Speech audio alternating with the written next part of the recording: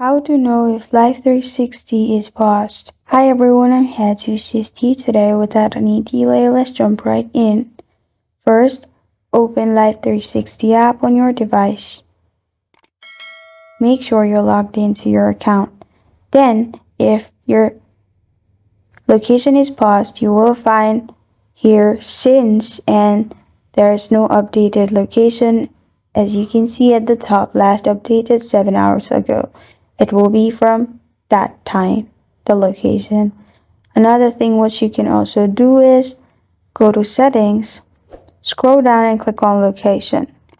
And if it's turned off, your location is paused. Another thing what you can also do is click on apps and notifications in settings.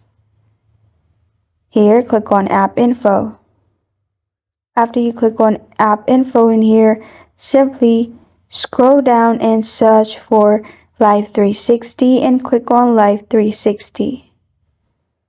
Here, click on permissions, and then if you click on location, and if it's don't allow, then your location is paused as well.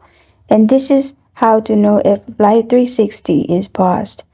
Thank you for joining me today. If this video helps you out, please leave a like and subscribe for more. Got a question or want to suggest a topic? Comment below. Thank you for watching.